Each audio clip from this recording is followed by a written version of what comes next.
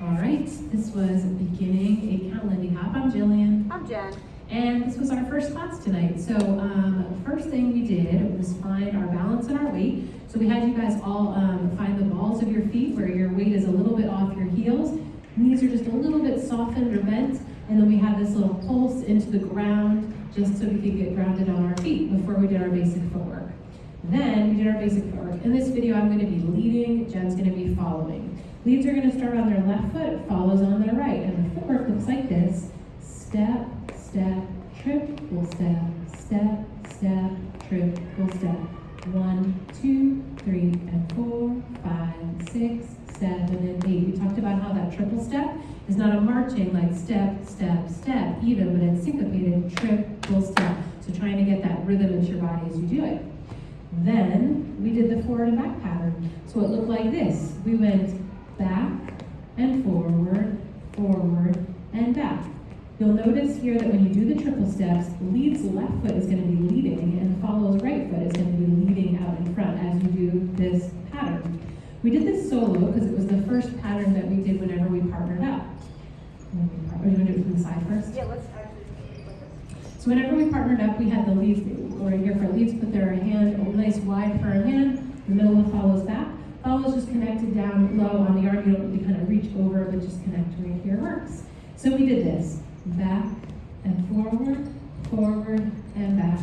1, 2, 3, and 4, 5, 6, 7, 8. We did that from the side. You can kind of see how we're moving. Back, forward, forward, and back. We talked about leads. As you're doing this movement, you want to keep your right hand right beside you. So as you move, your partner is going to be able to come with you. You don't want to leave that arm behind, otherwise they'll be left behind. We did a connection exercise tonight. We just kind of moved around the room practicing this connection. So I have this nice firm hand on Jen's back. She's going to stay really connected to that hand with her back. And so as we move around the room, she's going to stay connected even as we go forward, back, around in a circle, wherever we go, just practicing saying, right with me.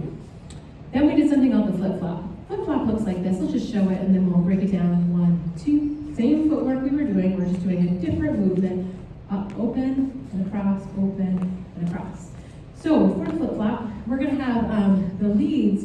Instead of before we're doing the forward and back, you're going to have your arm right beside you. The flip-flop, you're actually going to open up almost like a door hinge. Open, and open. As I open up, we're giving Jen, or the follow, this rotational rock step. So see how Jen's rotating as she opens. Whenever she gets that rotation as a follow, it's going to make her want to rotate and then follow through with that rotation by moving across. So opening, rotating, opening, and rotating. If I wanted to go back to the forward and back movement, I would just move back instead of doing that rotation leads. I would go back to having my arms straight, and then Jen would feel the difference there. So here we are. We start here, we do rotation. And then we can go right back to that straight movement by just keeping my arm straight to the side. Any other thoughts on that? Follows, your job is to just stay connected to that hand on your back. So making sure that you are kind of always looking for it behind you when you're doing your basic.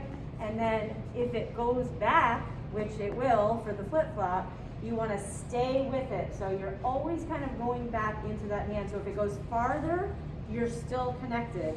And then the lead's arm is going to stop you and redirect you in a different direction. So leads, make sure that when you, with your right arm, when you're going back with your follows, at some point you have to stop by engaging your arm. Stop your arm so that the follow will run into it and bounce off of it. I think some leads were maybe just opening up and just letting the follows slide away a little bit. So make sure that there's an opening but also a stop at the end. So we just played around with trying you guys mix those two things. You can really start to feel that lead and follow, and we'll pick up on that next week. Those are things to know. Great job tonight. Hey, we've got a dance on Thursday night, so if you have the energy, come. Beginning lesson 7:10, dance 7:30 to 9:30 with live music. Come practice. See you guys.